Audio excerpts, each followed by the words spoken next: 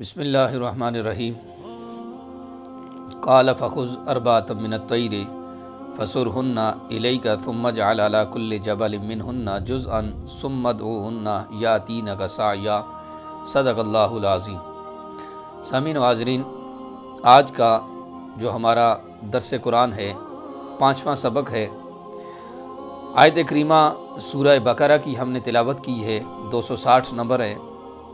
اللہ تبارک و تعالیٰ نے اس آیت کریمہ میں ارشاد فرمایا، قال فخذ اربعۃ من الطیر، تو اچھا 4 پرندے لے کر اپنے ساتھ، فصرهن الیک، ان کو اپنے ساتھ ملا لو، مانوس کر لو، ثم اجعل علی کل جبل منہن جزءا، پھر ان کا ایک ایک حصہ ہر پہاڑ پر رکھ دو، ثم ادعوهن، پھر ان کو بلاؤ، یاتینک سعیا، وہ تمہارے پاس دوڑتے ہوئے چلے آئیں گے۔ یہ آیت کریمہ ہے، یہ اس کا ترجمہ تھا۔ اس آیت مبارکہ سے واضح کیا ہوتا ہے، سبق کیا ملتا ہے، وہ ہم نے آج بیان کرنا ہے۔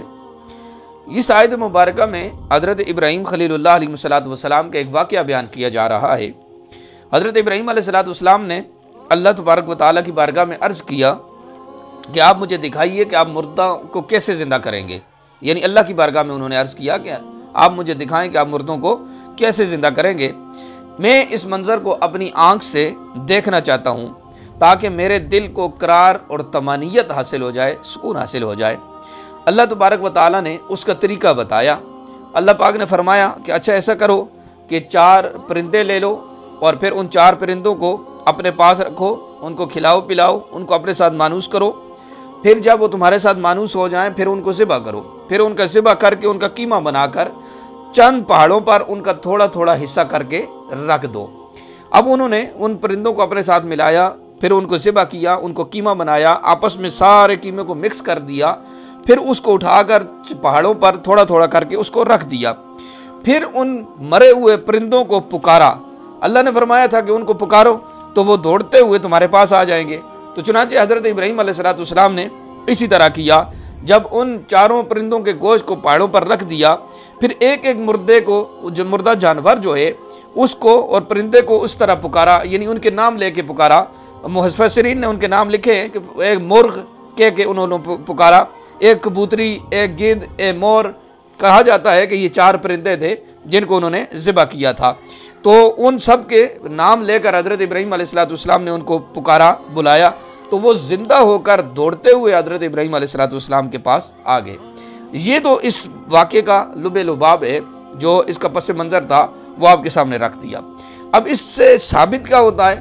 تو اس سے ثابت یہ ہوتا ہے کہ مردوں کو پکارنا جائز ہے۔ بعض لوگ یہ کہتے ہیں کہ مردوں کو پکارنا شرک ہے، لیکن اس آیت کریمہ سے یہ ثابت ہوا کہ ان کو پکارنا شرک نہیں ہوا، کیونکہ اللہ تبارک و تعالیٰ نے خود حضرت ابراہیم علیہ السلام کو حکم دیا کہ ان مردہ پرندوں کو پکارو اور بلاؤ۔ اگر مردے کو پکارنا شرک ہوتا تو اللہ تبارک و تعالیٰ شرک کا کبھی حکم نہیں دیتا، اور نہ ہی حضرت ابراہیم علیہ السلام جیسے نبی یہ شرکیہ کام کرتے۔ تو پتہ چلا کہ مردوں کو پکارنا شرک نہیں ہے، بلکہ یہ تو نبیوں کی سنت بن گئی کہ ابراہیم علیہ السلام بھی مردہ پرندوں کو انہوں نے پکارا۔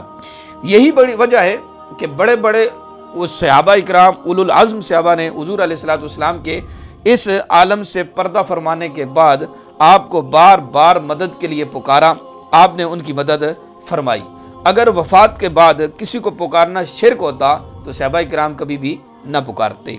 حدیث پاک میں آتا ہے، حضور نبی پاک صلی اللہ تعالیٰ علیہ وآلہ وسلم کے ظاہری وصال شریف کے بعد جب نبوت کا دعویٰ کرنے والا جھوٹا نبی مسلمہ کذاب نے مسلمانوں کی جنگ ہوئی اس کے ساتھ، تو اس وقت اس کے پاس 60,000 فوج تھی، اس مسلمہ کذاب کے پاس، اور اتنی بڑی جب مسلمانوں نے کے پاس اس سے کم فوج تھی، اس کے مد مقابل تعداد کم تھی، دشمن کی اتنی بڑی فوج کے حملے کے بعد مسلمانوں کے پاؤں جو ہے نا بظاہر اکھڑ گئے۔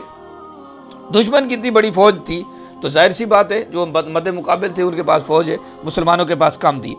اس وقت میدان جنگ میں جو اسلامی فوج کے سپہ سالار تھے ان کا نام حضرت خالد بن ولید رضی اللہ تعالیٰ عنہ۔ انہوں نے خالد بن ولید نے حضور علیہ السلام کو مدد کے لیے یہ کہہ کر پکارا، یا محمد یا محمد آہو۔ اسی وقت حضور علیہ الصلوۃ والسلام کی مدد پہنچی، اللہ تعالیٰ نے مسلمانوں کو فتح، دشمن کی اتنی بڑی فوج پر فتح و نصرت عطا فرمائی، اور مسلمہ کذاب مارا گیا اور واصل بجہنم ہویا۔ یہ روایت البدایہ والنہایہ میں بھی موجود ہے، ابن اسیر میں بھی موجود ہے، طبری میں بھی موجود ہے، ساری کتابوں میں یہ موجود ہے۔ تو اس واقعے سے ثابت ہوا کہ غیر اللہ کو پکارنا، نبی کو پکارنا، یہ وصال کے بعد پکارنا، مدد کے لیے پکارنا، ان سے کوئی بھی شرک اور بدعت نہیں ہے، بلکہ صحابہ کی سنت ہے۔ اسی طرح حضرت عمر فاروق رضی اللہ تعالیٰ عنہ نے کہ عہد حکومت نے جب قحط پڑا، بارش نہ ہو رہی تو لوگ بھوکے اور پیاسے مرنے لگے، تو اس وقت ایک شخص نے حضور علیہ الصلوۃ والسلام کے روضہ پاک پر حاضر ہو کر عرض کیا کہ یا رسول اللہ، امت کے لیے بارش طلب فرمائیے، اور ورنہ آپ کی امت ہلاک ہو جائے گی۔ تو حضور علیہ الصلوۃ والسلام اس کو خواب میں ملے، اور خواب میں مل کر فرمایا عمر کے پاس جاؤ، ان کو میرا سلام کہو اور ان کو بارش کی بشارت دو۔ تو یہ ثابت ہوا کہ وصال کے بعد، ظاہری وصال کے بعد اللہ کے پیاروں کو پکارنا، ان سے مدد طلب کرنا جائز ہے۔ یہ بھی البدایہ والنہایہ میں موجود ہے۔ اللہ تبارک و تعالی ہمیں قرآن مجید کی سمجھ عطا فرمائے۔ اللہ تبارک و تعالی اس پاک کلام کی ضمن میں جو چند باتیں ہم نے کی، اللہ تبارک و تعالی ہمیں عمل کی توفیق عطا فرمائے۔ پاک کلام کے نور سے ہم سب کے سینوں کو منور فرمائے۔